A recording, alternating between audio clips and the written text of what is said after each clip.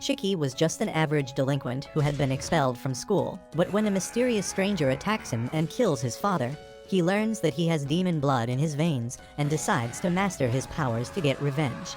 Long ago, a race of demons called Oni lived in Japan, destroying everything and killing humans as they pleased. No one could dare to stand up against them. But then a brave man named Momotaro emerged as humanity's savior. He attacked the base of the Oni, killing thousands of them. But that was just the beginning of a long war between Momotaro and the Oni that continues even in the modern age. Unaware of how this old fairy tale is linked with his destiny, a teenager named Shiki is cleaning his firearm collection while talking to a friend on the phone. He laughs about the fact that he recently got expelled from school because of a fight and says that he doesn't even mind it because he was sick of seeing the ugly face of his classmates each day. Just then, his adoptive dad Tsuyoshi arrives there and hits him on the head, demanding him to explain why he got expelled from the school. Shiki tells him to leave him alone and Tsuyoshi moves ahead to hit him one more time for being an ungrateful bastard. But Shiki dodges him this time. Tsuyoshi then asks Shiki what the hell is up with all these guns because they run a wine shop and not a gun shop. Shiki taunts him that the wine shop is barely running because everyone knows that he is losing customers. Tsuyoshi claps back, mocking him for acting so high and mighty after being expelled from school, and Shiki takes it personally. He says that he will never become a loser like Tsuyoshi, and he is really relieved that they are not related by blood. That hurts the old man's feelings, but then he heads downstairs because of a business call. Tsuyoshi leaves for a delivery, and Shiki sighs, wishing that some rich man had adopted him instead. He then tries to practice his aim, but an explosion outside the house startles him. He goes outside to see what is happening, but a dense fog blocks his view. Suddenly, a gust of strange black mist shoots out of the fog and Shiki falls back in shock. The mist follows him, grabbing his leg and dragging him outside before dropping him on the street. As Shiki gets up and wonders what the hell is happening, a scary old man dressed in white appears there, ready to attack him. However, the very next moment, Tsuyoshi returns there and he rams his car into the attacker before telling Shiki to get into the car. He drives away as fast as he can, saying that their only option is to leave the country now. However, Shiki has still not processed what just happened. He asks his dad how could he just kill someone with his car, but Tsuyoshi tells him that the man is not dead yet, and they need to get as far away from him as they can. He is really distressed and tells Shiki to listen to him carefully, as they don't have much time. Tsuyoshi tells Shiki that he is a descendant of the Oni, and the guy who just attacked him is the descendant of Momotaro. Shiki tells him to stop joking because it is not the time for that, but Tsuyoshi tells him that he is serious. Just then, a blade made of black mist penetrates the car's roof, and Tsuyoshi barely dodges it. He realizes that the attacker has caught up to them, and then suddenly, the windows of their car are covered by black mist, completely blinding them. Tsuyoshi stops the car near an abandoned warehouse and quickly gets out of it, telling Shiki that they need to hide immediately. Just then, the car explodes, and when Tsuyoshi turns back, he finds that Shiki is missing. Luckily, he sees a trail of black mist entering the warehouse and realizes that his son has been taken there. Inside the warehouse, Shiki finds himself trapped in a giant web made out of the black mist, with the scary guy named Samadare standing in front of him.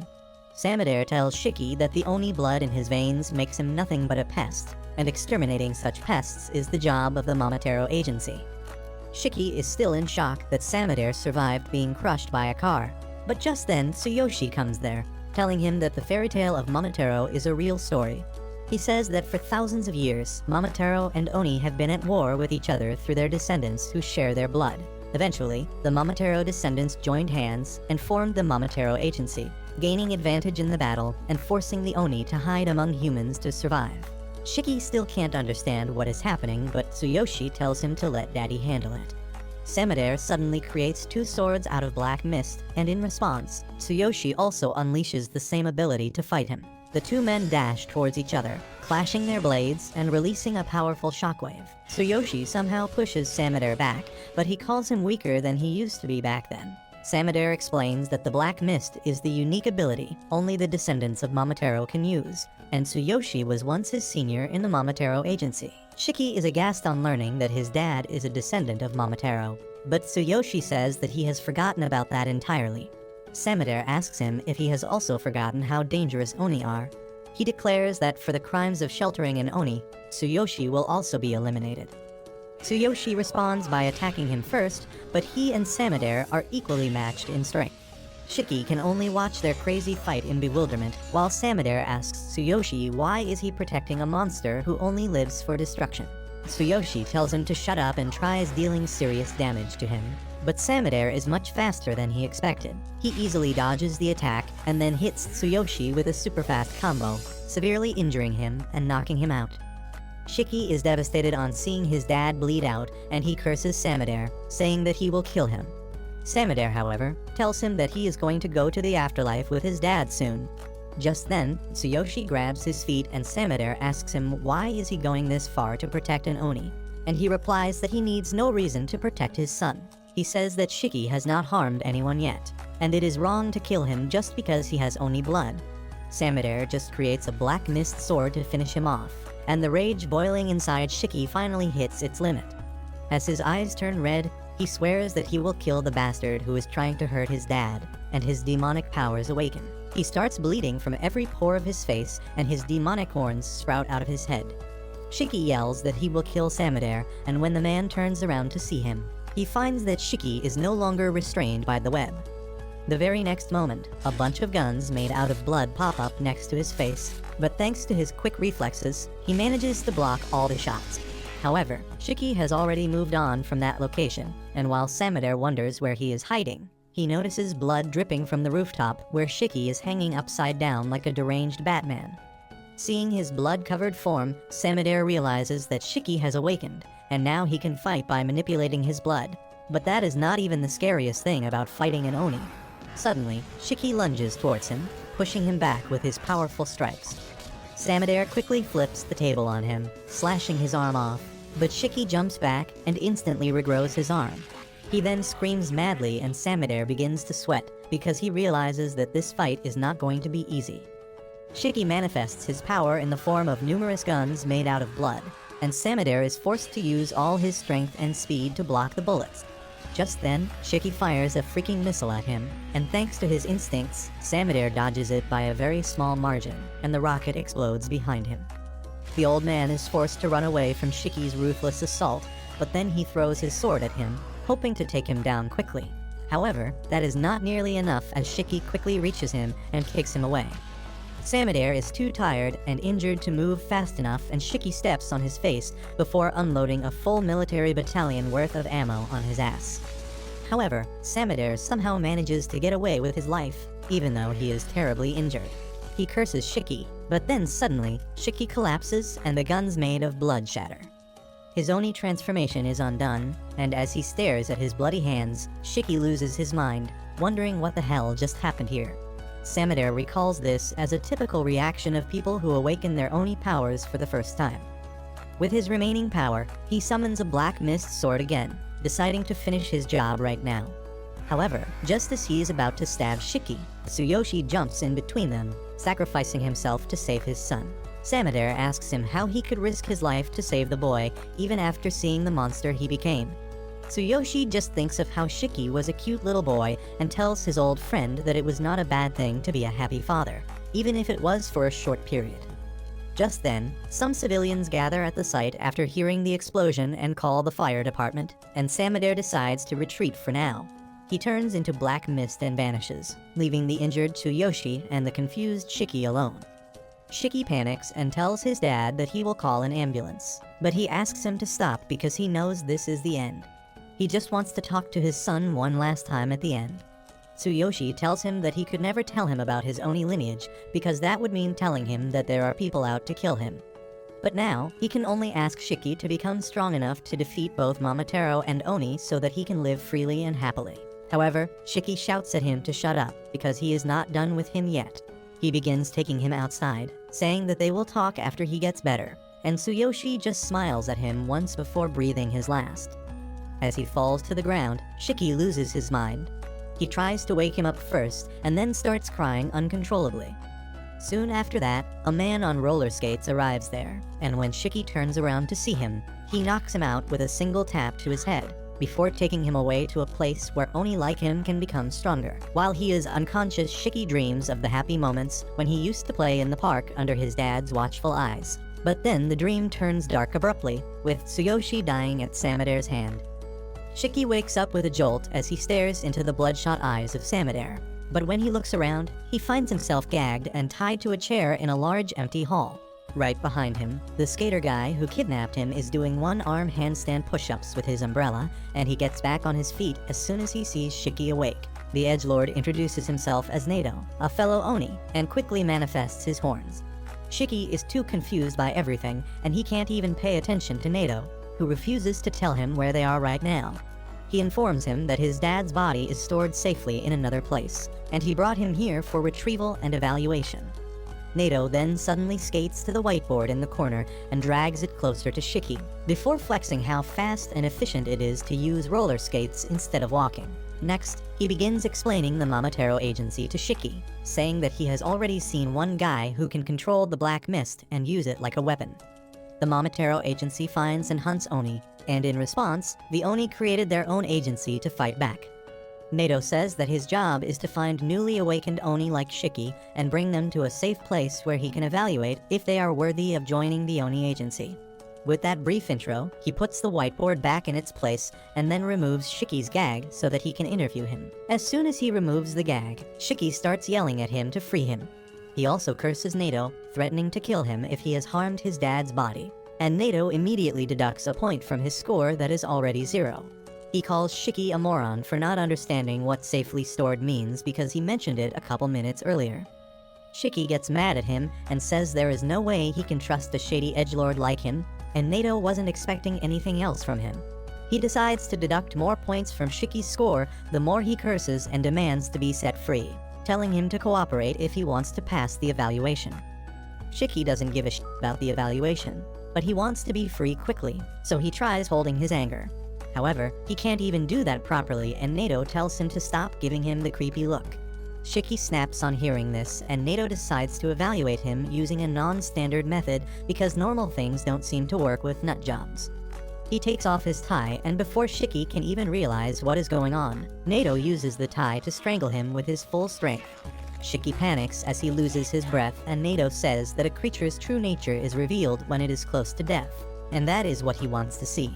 Shiki tries to resist with his full strength, but he can't get out of the chokehold even after bleeding from every hole on his face. He soon loses consciousness, and Nato is disappointed in him, but the blood that Shiki just lost awakens as a result of its power. It turns into sharp spikes and attacks Nato, who dodges the attack without much difficulty. Suddenly, he finds a Gatling gun made of blood pointing at his head, and behind it, Shiki is in his berserker state. He opens fire at Nato, and then backs away after he is satisfied.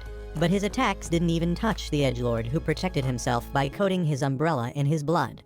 He deducts 100 points from Shiki's score because he doesn't even know how to use his Oni blood, and then decides to show him how it is actually done, even though he won't remember anything once the berserker state ends. Shiki suddenly lunges towards him, but Nato is prepared for everything, and a few minutes later, Shiki regains his consciousness, lying defeated on the ground. He can't understand what just happened, but then he looks at his red hands and panics, realizing that he went out of control again. Nato calmly sits on top of him, saying that it is natural that his memory is a blank, because when an Oni goes into berserk mode, they lose their mind. Around them, the hall is a total mess as a result of their fight, and Shiki tells Nato to stop lecturing him when he is also using his blood as a weapon. Nato immediately makes his blood umbrella disappear, telling Shiki that he never went berserk because he can actually control his power. He then declares that there is nothing to be said anymore because Shiki is disqualified from joining the Oni agency. Shiki still has no idea what the hell is happening, but if there is one thing he knows for sure, it is that Nato is ridiculously strong. He decides to swallow his pride and begs Nato to take him as his underling because he wants to get stronger and avenge his dad. Nato immediately refuses his request, telling Shiki that someone like him who doesn't use his brain while fighting is always the first person to die in a real battle. He calls him a useless disgrace who can neither control his brain nor his power, and Shiki uses every ounce of his strength to hold back his rage. Nato then declares that it is time for him to dispose of Shiki, because a berserk Oni is a liability to everyone. He uses his special ring to cut his thumb, letting a stream of blood trickle out. He turns the blood into an umbrella, and Shiki suddenly gets an idea about how to make him change his mind. He runs away from Nato's range, and then dashes towards him while dragging his fist on the ground till it bleeds. Nato quickly turns his umbrella into a spiky shield that will protect him from any melee attack, and then calculates the possible moves Shiki can use. Shiki jumps up at the last moment, which was among the possibilities that Nato calculated, but then he surprises him by using the spikes to jump to the side and point a bloody gun at his face. Shiki puts all his focus into the gun, shooting a powerful shot with the recoil sending him flying backwards. He can't believe that he managed to land a hit on Nato, but it turns out that he couldn't do it even this time. Nato simply blocks the blood bullet with his finger and shatters it, not giving Shiki any credit for the attack because he went halfway to berserk mode in order to attack him. As Shiki seems to lose his mind again, Nato decides to finish him off with his special move. He puts himself in a protective cage and summons archers made using his blood, ready to shoot at his command. However, as he notices Shiki fighting back against his berserker instincts and getting his power under control, Nato cancels his special move. Shiki is proud that he managed to control his power, but he falls on the ground because he just used up too much energy. Nato can't believe that not only Shiki controlled his powers, but he also suppressed berserker mode, which is not something everyone can do.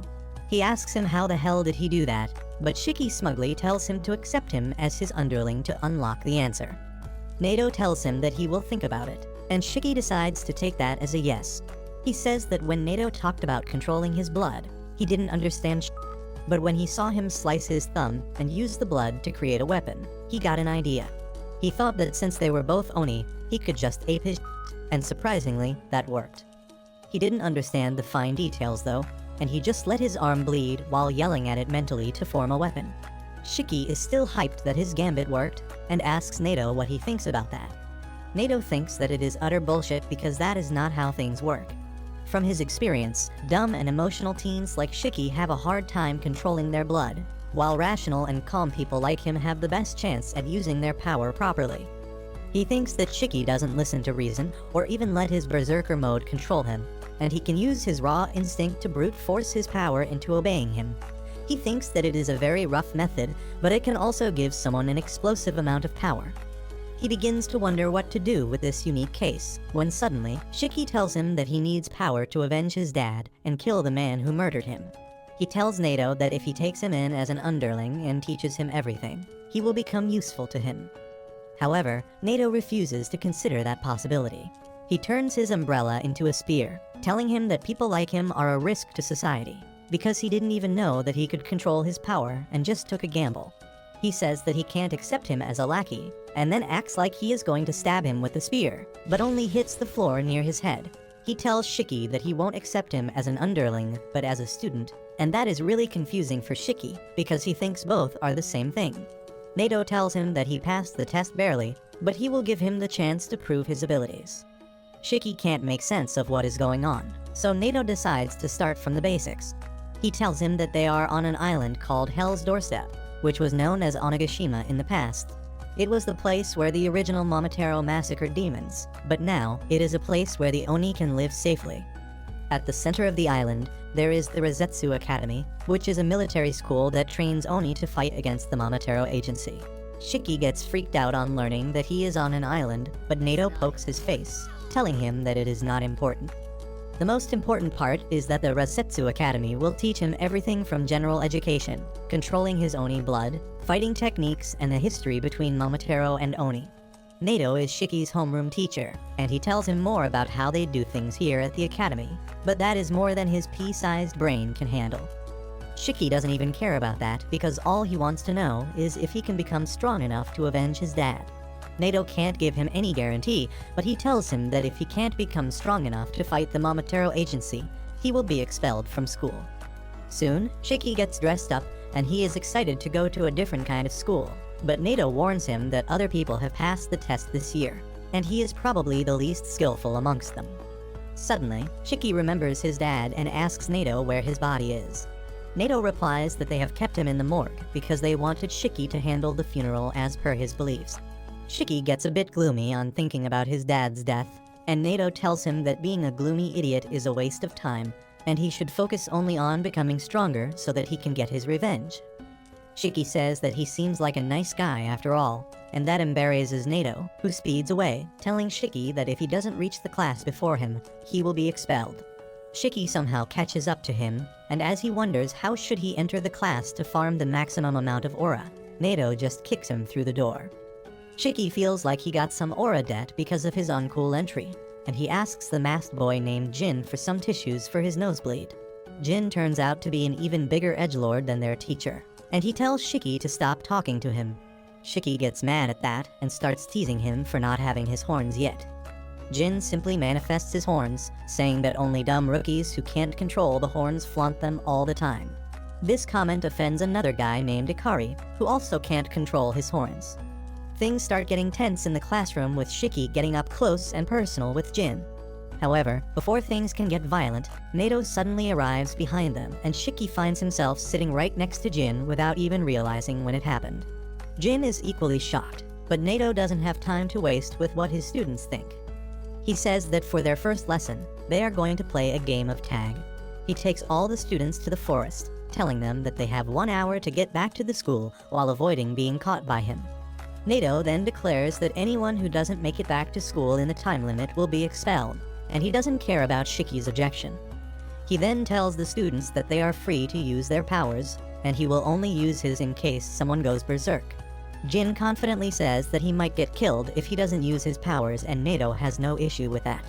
Instead, he says that if someone kills him, they will graduate instantly, and then they can join any squad that they wish to fight the Momotaro agency.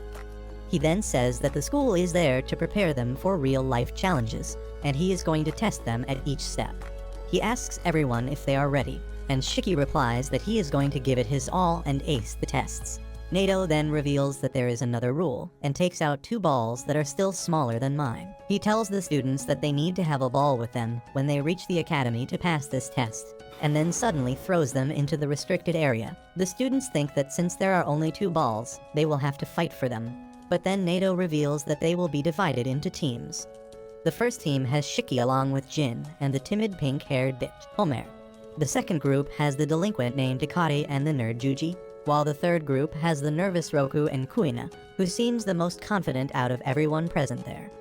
Nato tells the 3 teams that he will enter the restricted zone 15 minutes after them so that they can get a head start, but Shiki interrupts him, saying that he doesn't want to team up with the masked weirdo. Nato tells him that he will be expelled if he can't work in a team, and he is forced to take his words back. After that, Homer politely introduces herself to Shiki, who has never had any sort of female interaction in his entire life. He immediately gets butterflies in his stomach as he sees Homer approach him, and he confidently tells her that he will protect her.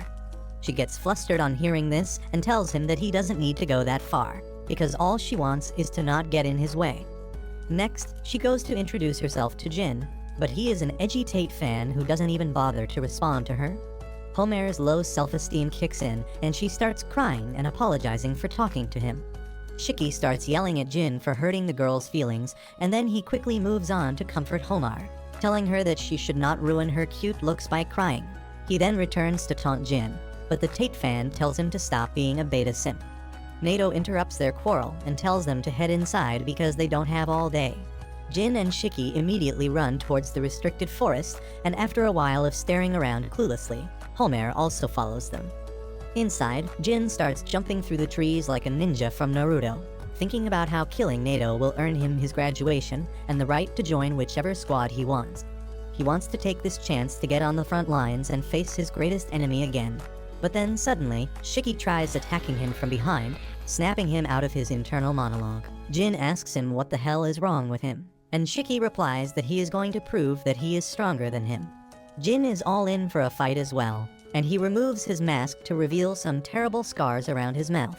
Shiki is creeped out, but he says that only weaklings show off their old scars, but Jin doesn't fall for his taunts. He simply removes his gloves, revealing that his hand is covered in stitch marks too. He tears one of the stitches to let out his blood and turns it into circular saws. Shiki is shocked to see this because he thinks that the author of Chainsaw Man will sue them for copying his ideas. Jin tells him to stop wasting his time and run away if he is scared, but Shiki replies that if he runs away now, he won't be able to avenge his father's death. Jin is taken aback on hearing that. But then he suddenly grows menacing as he tells Shiki that they will never be able to understand each other. Shiki tells him that he doesn't want to understand him in the first place, and bites his thumb to release his blood. However, he fails to turn it into a gun this time and panics, wondering what exactly he should do to make it work. He decides to fight back using a stick because that's the only option he has, but he soon realizes that he is no match for Jin, who can cut trees with just one strike of his chainsaw arms. Meanwhile, Homer is trying to find the two boys when suddenly, she hears the loud thud from trees falling on the ground. She suddenly panics and her inferiority complex kicks in, thinking that she is not fit to be in a place like this. However, she cheers up a bit on thinking that Shiki called her cute, and she decides to look for him, not realizing that she was just a few feet away from one of the balls. At the same time, Shiki is trying to fight against Jin with his bare fists. Jin doesn't even use his chainsaw powers against him, and he is still able to whoop his ass with ease. Shiki keeps wondering how can he control his powers so easily, but then he realizes that Jin's ability is different from his or Nato's. He loses his focus while thinking about the true nature of their abilities, and Jin is able to knock him down with a single punch. Shiki feels frustrated because of this, and Jin decides to let the loser cry in peace. However, just as he starts walking around, Shiki gets back up on his feet, telling him that the fight isn't over. The pissed Jin just sends a chainsaw towards him, and at the exact moment, Homer arrives there. Thanks to her negative survival instincts, she doesn't even notice she is walking right in the line of fire. Shiki panics on seeing this, and luckily, he manages to get her to safety, even though he gets slightly wounded in doing that. He quickly gets up from top of Homer and tells Jin to apologize to her, but Jin replies that it would have been her fault if she died from his weak attack. Shiki is pissed at this, but then suddenly, he hears Homer chanting she is sorry like a prayer. He tells her that it is not her fault, but Homer is in a trance and she suddenly starts bleeding out from her nose. The blood slowly takes the form of a giant human, and both Jin and Shiki freak out, wondering what in the name of Attack on Titan is this. Homer tells them both to run away because her female Titan is going to kill them. Just as she says this, the female Titan hits the ground with her full strength, and Shiki barely avoids getting hit by her attack. Jin, on the other hand, jumps right towards the female Titan to fight back, but his chainsaws can't do much damage to her giant body. Shiki asks Homer if she can't stop that thing, and she apologizes because she can't do anything. She suddenly collapses after losing too much blood, and Shiki decides to get her away from the female Titan to help her. However, he is shocked to see the Titan protecting her, and even Jin wonders if Homer's blood has a will of its own. Suddenly, the female Titan starts spitting blood violently, and while Jin hides behind a rock, Shiki takes the full force of the attack head-on. The crying Homer asks the female Titan to stop, calling her elder sister, and Shiki gets up, confused about what she means. Homer once again asks him to run, but Shiki refuses, saying that she will die of blood loss if he doesn't help her, and he doesn't want to see anyone else die in front of him ever again. Suddenly, the female Titan lets out a powerful roar whose shockwave reaches even the rest of the students outside the forest. Nato watches everything from a treetop, and he decides to let Shiki and Jin try to deal with Homer's blood release ability before he steps in. Back at the location of the battle, Shiki tries injuring himself to draw blood and use it as a weapon, but that doesn't happen. The female Titan attacks him and he dodges, but then the female Titan scoops up some rocks from the ground and hurls them at him. He takes a hit and gets flung away, but the thing that hurts him most is how pathetically weak he is right now. He has never lost a fight before, but now he is just a useless brat. He starts crying because of frustration, but then Jin comes out to join the fight and tells him to go home if he is going to cry like a bitch. Shiki gets mad at him and tells him that he was just sweating from his eyes, but Jin doesn't have time for that. He slices open his wounds again, and this time, he creates two different types of chainsaws on either arm.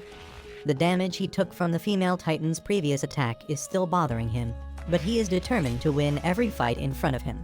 Nato just watches from afar, and he is impressed that Jin can create two types of weapons at the same time.